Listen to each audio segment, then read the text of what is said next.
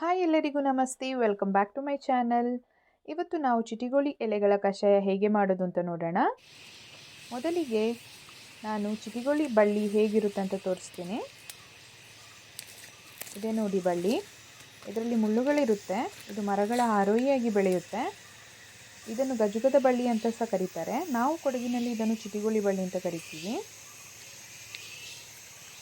ಇದಕ್ಕೆ ಇನ್ನಷ್ಟು ಹೆಸರಿದೆ. ಗುಯಿಲಾಂಡಿನ ಬೊಂಡಕ್, ಸ್ವರಕಾಯಿ, ನಿಕ್ಕರ್ನೆಟ್ ಅಂತ ಸಹ ಕರೀತಾರೆ ಇದನ್ನು.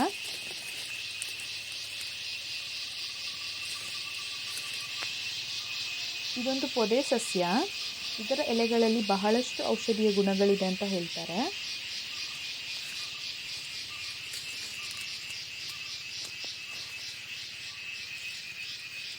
ಇದರ ಎಲೆಗಳನ್ನು ಬಳ್ಳಿಯಿಂದ ಬಿಡಿಸುವಾಗ ನಿಧಾನವಾಗಿ ಹುಷಾರಾಗಿ ಬಿಡಿಸ್ಕೋಬೇಕಾಗುತ್ತೆ, ಮುಳ್ಳುಗಳಿರೋದ್ರಿಂದ.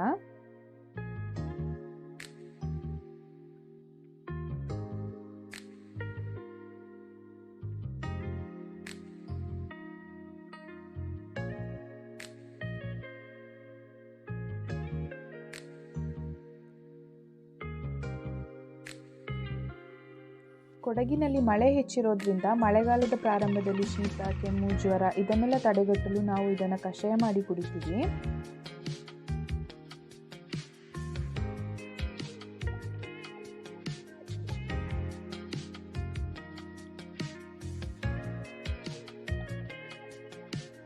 ಈ ಎಲೆಗಳನ್ನು ಯಕೃತ್ತಿನ ರೋಗಗಳು ಅಂದರೆ ಲಿವರ್ ಡಿಸೀಸ್ ಮತ್ತು ಊತಗಳನ್ನು ಕಡಿಮೆ ಮಾಡಲು ಬಳಸಬಹುದು. ಹಾಗೆ ಇದು ಮಧುಮೇಹಕ್ಕೂ ಒಳ್ಳೆಯದು ಅಂತ ಹೇಳ್ತಾರೆ. ಹೀಗೆ ಹಲವಾರು ರೋಗ ನಿರೋಧಕ ಗುಣಗಳಿವೆ ಈ ಎಲೆಯಲ್ಲಿ.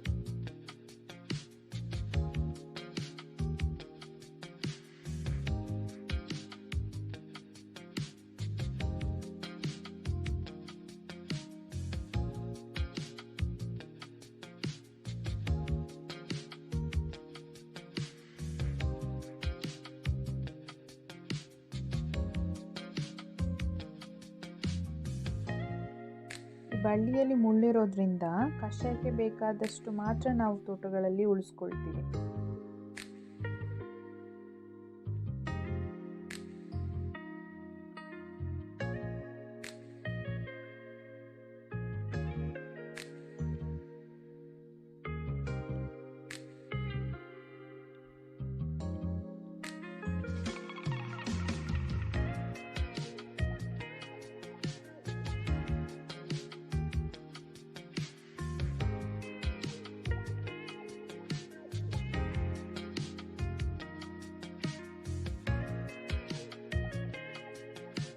ಈ ಚಿಟಿಗೋಳಿ ಎಲೆಯ ಜೊತೆ ಬೇರೆ ಔಷಧಿ ಎಲೆಗಳನ್ನು ಸೇರಿಸ್ಕೊಳ್ಳೋಣ.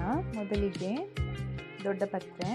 ಇದು ಸಹ ನೆಗಡಿ, ಕೆಮ್ಮು, ಶೀತಗಳಿಗೆ ಒಳ್ಳೆಯದು. ಇದನ್ನು ತಿನ್ನೋದ್ರಿಂದ ಜೀರ್ಣಶಕ್ತಿ ಹೆಚ್ಚಾಗುತ್ತೆ. ಸ್ವಲ್ಪ ತುಳಸಿ ತಗೊಳ್ಳೋಣ. ಇದು ಎಲ್ಲರಿಗೂ ಗೊತ್ತಿರೋ ಹಾಗೆ ಬಹಳಷ್ಟು ರೋಗ ನಿರೋಧಕ ಶಕ್ತಿಯನ್ನು ಹೊಂದಿದೆ ಮತ್ತು ಇದು ಸಹ ಕೆಮ್ಮು, ಶೀತಕ್ಕೆ ಒಳ್ಳೆಯದು. ನಾವೀಗ ಕಷಾಯಕ್ಕೆ ಏನೆಲ್ಲ ತಗೊಂಡಿದ್ದೀವಿ ಅಂತ ನೋಡೋಣ.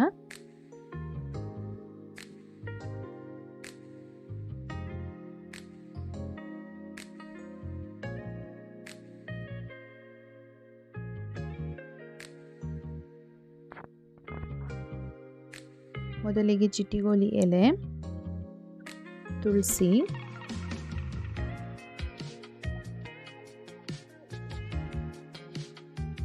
ದೊಡ್ಡಪತ್ರೆ,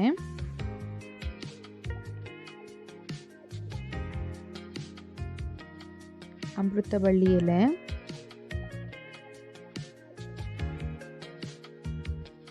ಕರಿಮೆಣಸು, ಚಕ್ಕೆ ಲವಂಗ, ಬೆಳ್ಳುಳ್ಳಿ, ಶುಂಠಿ ಇದಿಷ್ಟು ತಗೊಂಡಿದ್ದೀನಿ.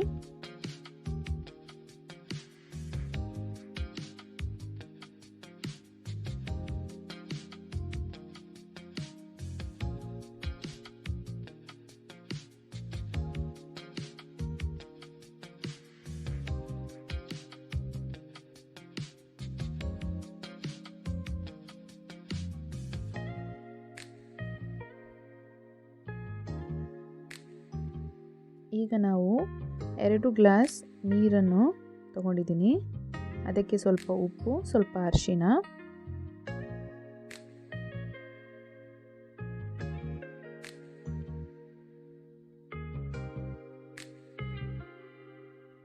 ಈಗ ಎಲೆಗಳು ಏನೆಲ್ಲ ತೊಗೊಂಡಿದ್ವಿ ಅದನ್ನೆಲ್ಲ ಹಾಕೋಣ.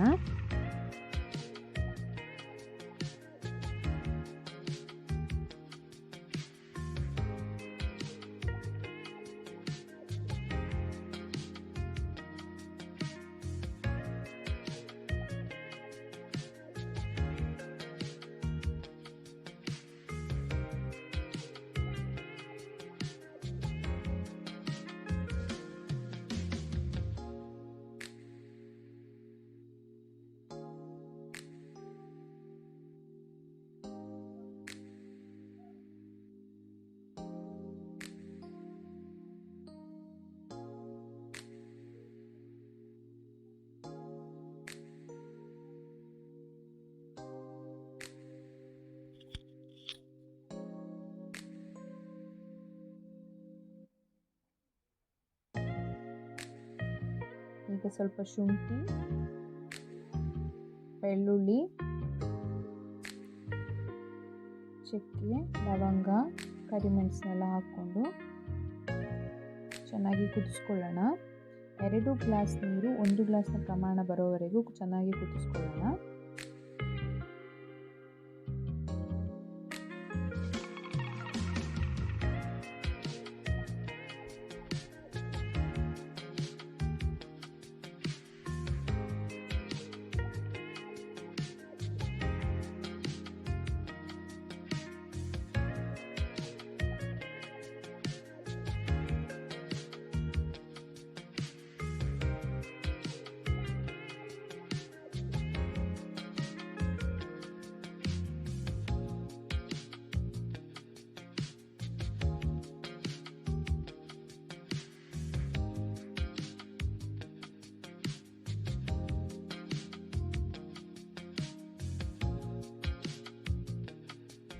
ಈಗ ಆರೋಗ್ಯಕರವಾದ ಚಿಟಿಗೊಡಿ ಎಲೆಯ ಕಷಾಯ ರೆಡಿಯಾಗಿದೆ.